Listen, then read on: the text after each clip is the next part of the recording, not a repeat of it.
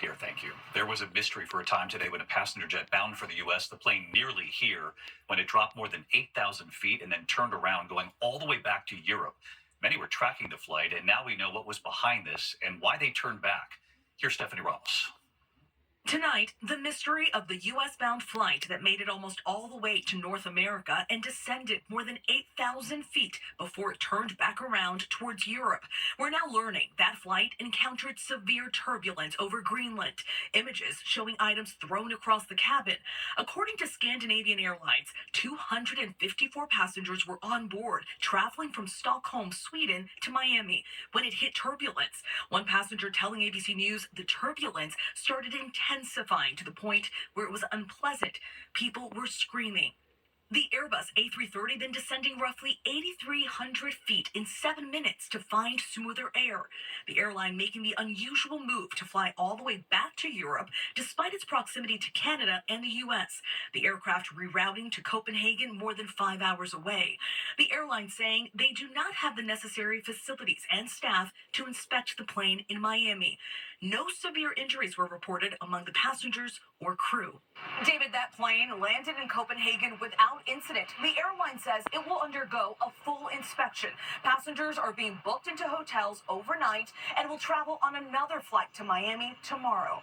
David. Stephanie Ramos tonight. Steph, thank you. Next tonight, we're tracking a new tropical storm, Sarah. It just formed in the Caribbean. Will it affect the U.S.? Of course, that's the question. And while there is rain in the east, it has not reached Philadelphia, New York, and Boston. So red flag warnings are back up tonight because it's so dry. Let's get right to Chief Meteorologist Lee Goldberg from WABC, tracking it all. Hey, Lee. Hey, David. Firefighters definitely welcoming the lighter winds today, but it won't last. Gets gusty again tomorrow. The fire risk, it gets elevated again. We've been watching rain all afternoon from the eastern Great Lakes to the mid-Atlantic. It's running into a dry detour here in the northeast, so not a drop of rain. Fire weather alerts go up for Friday and Saturday. Severe drought has expanded across the northeast, even extremed out southern New Jersey. That's not changing. Maybe the next rain is about a week away. Could that have some of the DNA of the remnants of Tropical Storm Sarah? That storm formed this afternoon in the Caribbean. It's soaking Honduras and Nicaragua. It's likely to move toward Belize by Sunday, before then flooding and mudslides for Central America. Over the Yucatan over the weekend, then emerges into the Gulf. By then, it's a weaker storm, so it's likely we just get some tropical rains over Florida. Hopefully, those showers get into the Atlantic and get wrapped back into the Northeast. David? Lee Goldberg with us tonight. Lee, thanks as always. Next tonight, Alex Jones, the conspiracy theorist who for years told his listeners that the massacre at Sandy Hook in Newtown was a hoax. 20 children, as you know, died in Newtown. He called the anguished parents there actors.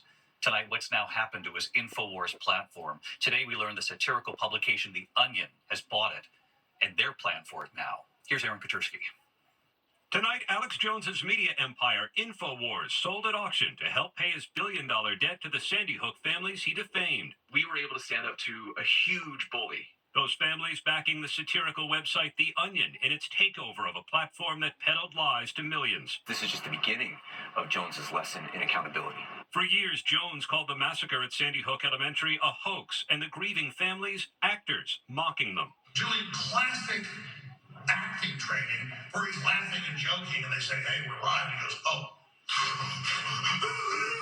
Robbie Parker's daughter Emily was among 20 first graders killed that day. At the defamation trial, Parker described a decade of death threats and harassment by Jones's followers. And he had so much venom and so much hatred for who he thought that I was.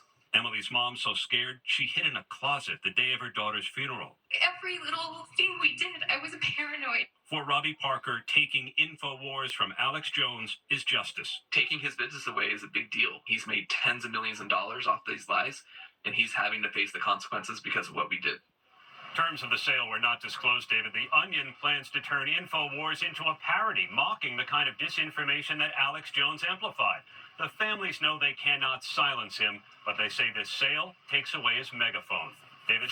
Aaron Katursky, our investigative correspondent. Aaron, thank you. When we come back here in New York City, the high-rise fire, smoke pouring from an apartment building in Manhattan's Hudson Yards for a time. You'll see the images in a moment.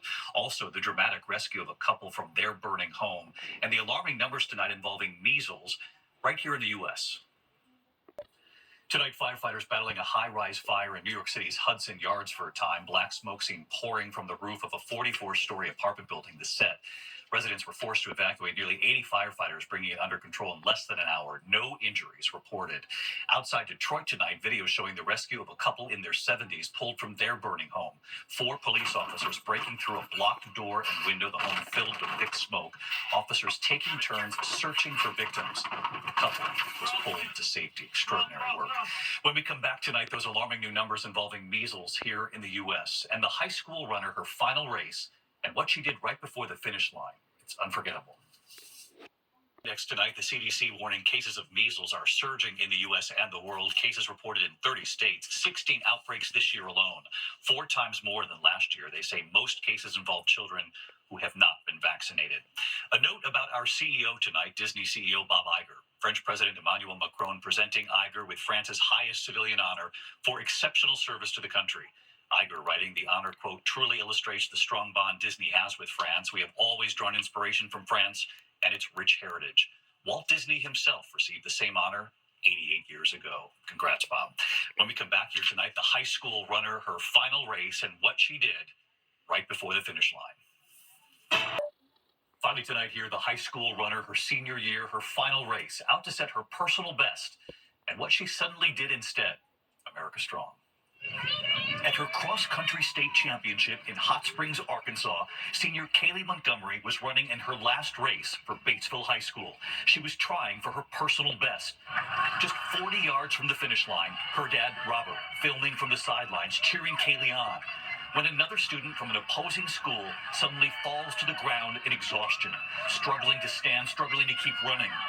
Already running 3 miles herself, Kaylee, without hesitation, runs to that opponent's side, picking Julia Worthington up. She's a junior at Greenwood High School, helping her as she struggled to the finish line, putting her arm around Julia. The 2 girls had never met, but now sharing a moment they will never forget. Right here tonight. Hello, David. Kaylee telling us even though she was trying to reach her personal best, it didn't matter. She knew she had to help.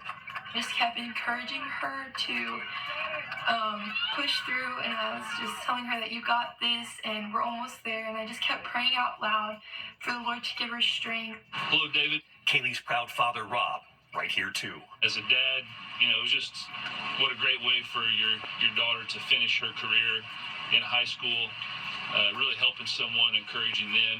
Hi, David. And the runner she helped, Julia, she's grateful. If she hadn't stopped and picked me up, I would have been crawling across the line. It's just a great reminder to see good things are happening, and it's a great way to see the spirit of the sport. The extraordinary finish. I'll see you tomorrow. Good night.